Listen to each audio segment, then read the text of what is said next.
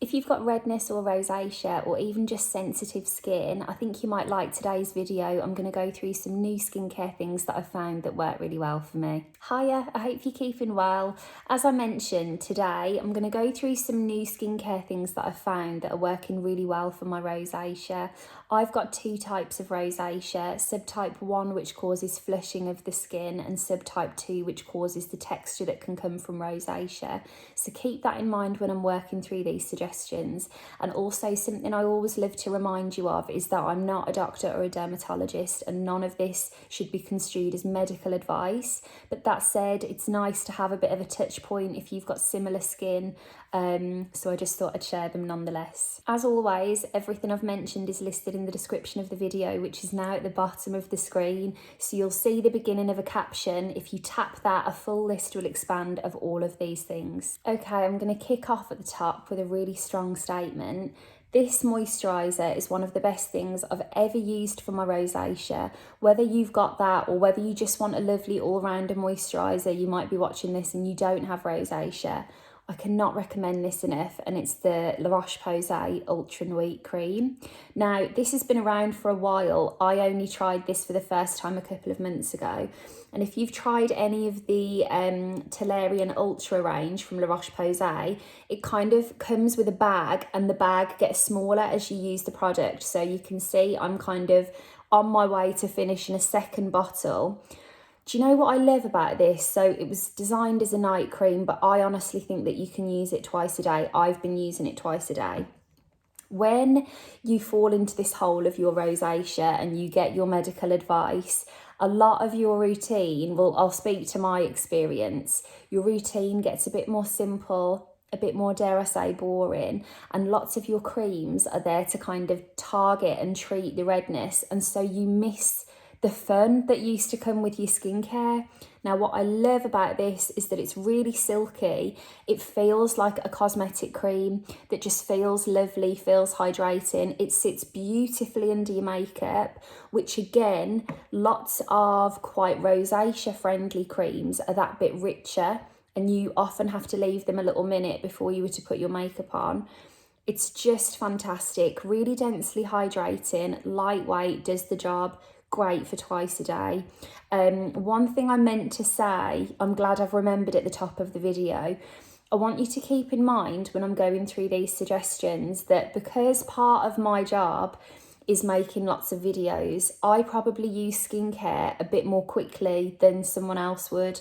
Because on any given day, if I've removed and reapplied makeup a few different times, I personally redo my skincare, or at least a chunk of it, every time I do that. So even though I've got a few things to show you, realistically you wouldn't get through things as quickly as I would because you're not taking your makeup off that many times a day probably. Now, while I'm talking moisturisers, one of my moisturisers that I would really recommend to you, in particular if you've got quite dry skin, is the CeraVe Facial Moisturising Lotion.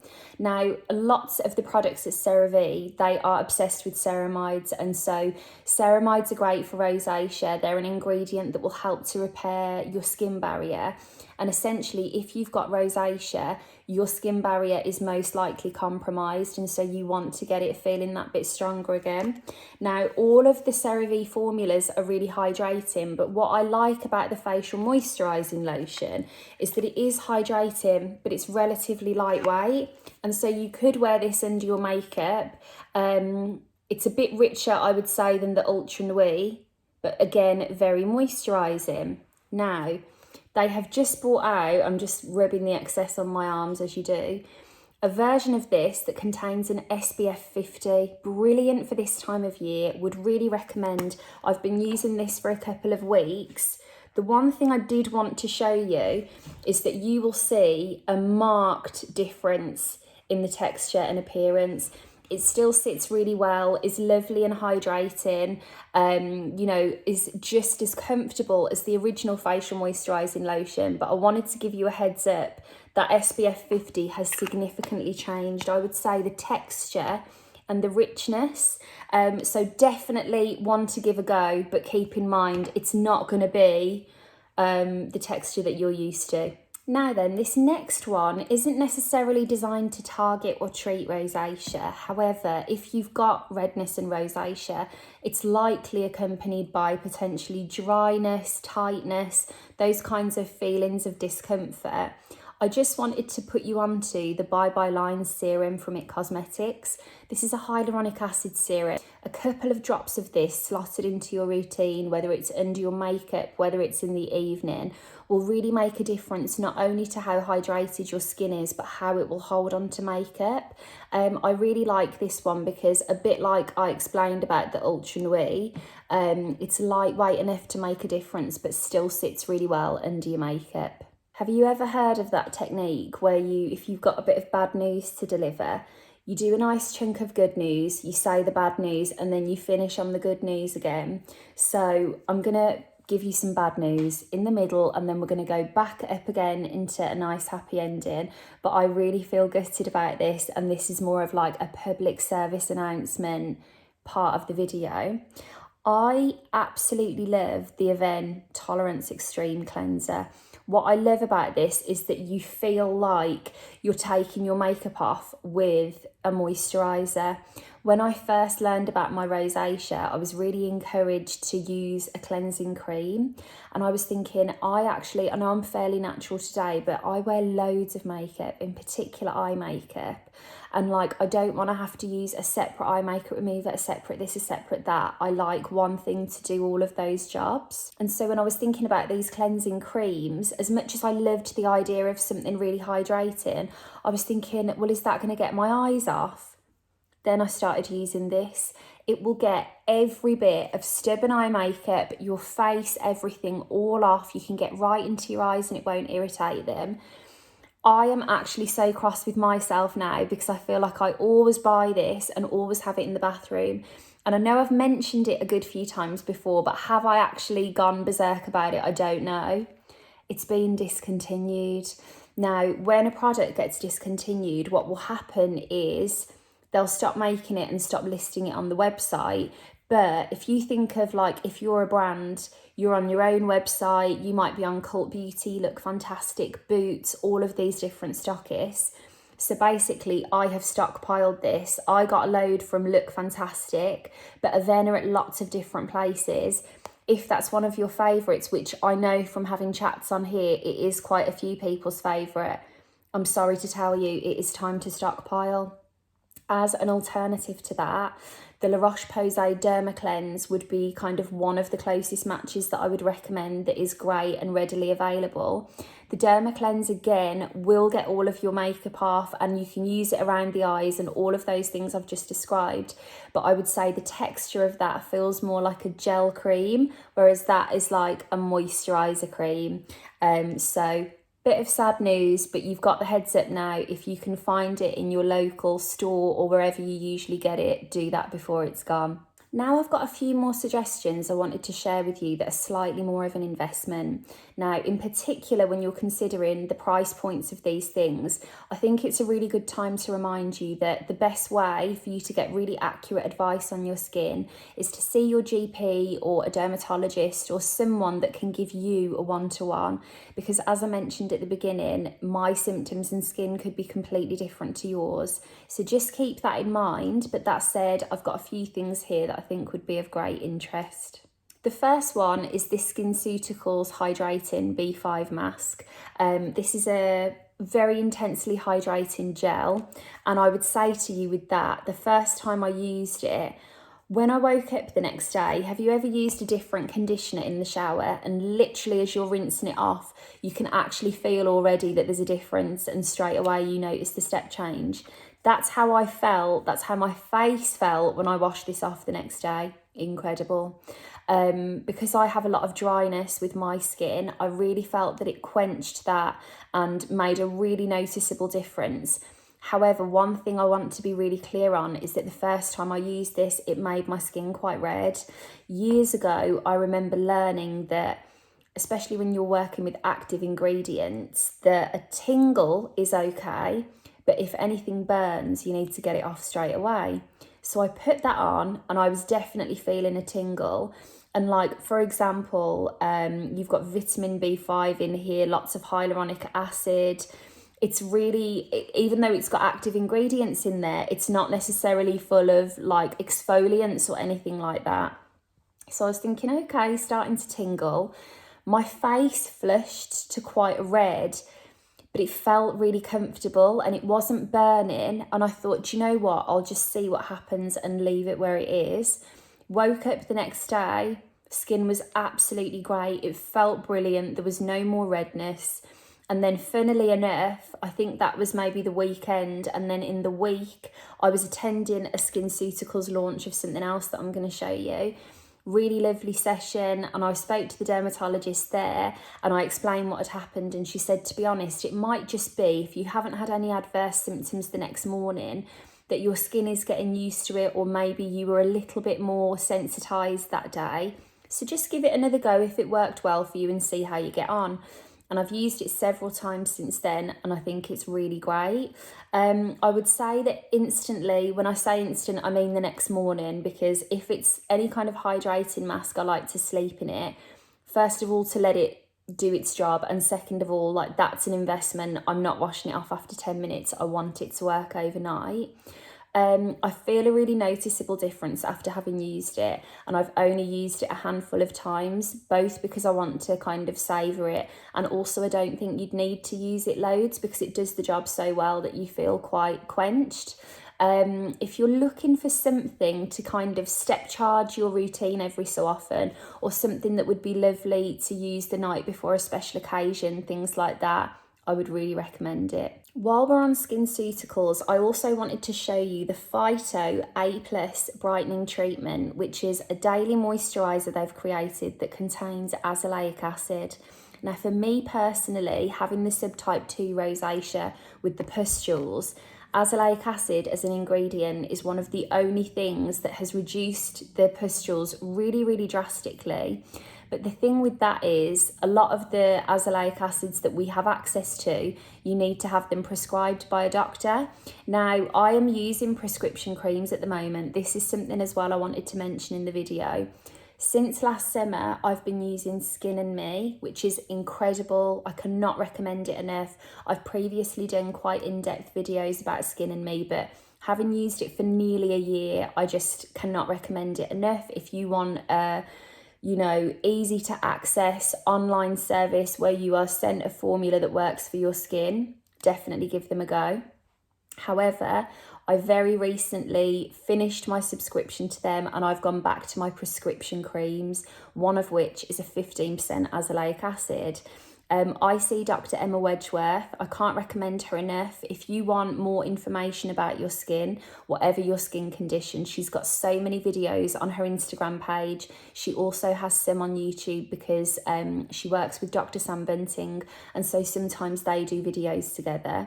If you want to see a consultant dermatologist in real life and have that one-to-one, I would thoroughly recommend Emma. She's fantastic. The azelaic acid that I'm using from her is a 15%. The azelaic acid in here is a 3%. So it's definitely gentler than what you would get in a prescription form, but a great way to try the ingredient if you haven't already. Again, I'm only about halfway through this, so I'll give you a thorough run through of this once I've finished the bottle, because this again is an investment. And one thing I would say to you about SkinCeuticals, all of the products I see, they have various different price points, and I think sometimes it's important to understand why something is that bit more. With SkinCeuticals, one of the main reasons that is more of an investment is that the way they kind of test their products and tell you that they're working or show you their findings is that they conduct clinical testing. Like, so often you'll see on a product, 50% of users said it felt great, 90% said it felt amazing, but that's just a person's opinion, whereas SkinCeuticals literally test things in a clinical environment. They publish medical journals to show the findings after everything, and they're really geared to that more use for a medical environment, and so that's why it's a bit more of a step up. And you'll notice as well with SkinCeuticals that they are only available to buy in places where you can also have expert advice and have that really thorough one-to-one. So if you're interested in them as a brand, I have to say I've used several things from them and I think they're really fantastic. But because it's such a step up and that they are working to such a sophisticated level, I would really recommend that you have a one-to-one with someone before you consider any purchases from them, just so that you can take away something that is absolutely tailored to you. And then one last one that might not be for everyone, but honestly, I'm delighted because I don't tend to exfoliate necessarily. And I feel like I found something that I can ever so slightly exfoliate here and there, but I'm being really cautious with it. When I first got diagnosed with rosacea, the doctor that diagnosed me was Dr. Stephanie Williams. She has brought out her own cleanser, this brand Dalo, the Radiance and Rejuvenation cleanser. Now, this is described as being for breakout-prone skin with aging concerns. But during Rosacea Awareness Month, her team reached out to me and said, this is absolutely safe, within reason and with caution, to use on a rosacea-prone skin. Would Rose like to try it? So delighted. I've been using it then since middle of April, say. But because this is a very kind of gentle exfoliating cleanser, when I looked at the website in terms of instructions to use, for an everyday user, the advice is to use it every other day, build up your tolerance, then you can get to every day. Once you've built up your tolerance to that, you can go to twice a day. I'm not following that at all. I am using this maybe once, possibly twice a week. I'd say on average once. And the way it is, let me show you a little bit of it on my hand. It's very runny. And then when you get some water into this, it emulsifies. I don't want to say it's a foam because it's not a foam, but it just kind of lathers up a little bit. And I tell you what, the minute I have finished using this, my skin feels smoother. One thing I will say is that it also feels a bit tighter. So the minute I get out of using it, I'm definitely straight to like a rich moisturiser to counteract the fact that it has exfoliated. But like in particular, say my forehead, where I don't know if you can see today, it's a bit of a dull day. I get a good bit of texture there. It just feels completely smoothed. And I would say that even though it does have a lot of active ingredients in it, for me, every now and again, it's that nice little thing I can slot into my routine to just have my skin feel a bit smoother. How it was described on the website, which I would also agree with, don't use it to take your makeup off, almost use it as a bit of a treatment step. So use your different cleanser, your discontinued Avene cleanser while you can, to get your makeup off, and then follow up with that if you want something really smoothing. So those are a few newer things I wanted to share with you, but in all honesty, I actually filmed a version of this the other day and I didn't put it up because it was about this long. The truth is, with rosacea, I know this is really boring and I'm always saying, go back to the old videos. But once I found something I really like, I stick with it. And so previous videos that I've done about my routine or things that I recommend, a lot of those are still in my everyday makeup and skincare routine. So like, for example, this was just next to me when I was coming to film. The Roche Posay Micellar water, I'm not going to have a big song and dance about it yet again, but that is my everyday makeup remover. I use it all the time and I've shown you that a million times and nothing has changed. Things like if I want a balm one evening, I love the Elemis Naked Cleansing Balm. I'm thinking about what's in the bathroom. The Toleriane Sensitive Rich Cream for when I want a bit of a richer moisturiser. Things like Moisture Surge from Clinique. All of the old things that I've previously recommended to you very much still stand. And there were a series of videos I did last year that I will link in the description here that were kind of, do you want something for redness and oily skin? Do you want something for redness and dry skin?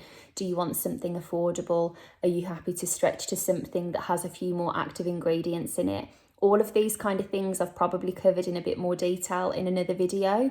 So I just thought I'd focus on the newness today and the things that I've been using a bit more very recently. But thank you so much for watching. I hope you enjoyed. And just as one last sentiment before I go, I know that living with rosacea isn't always the easiest thing. Like, I have got such a full coverage foundation on today.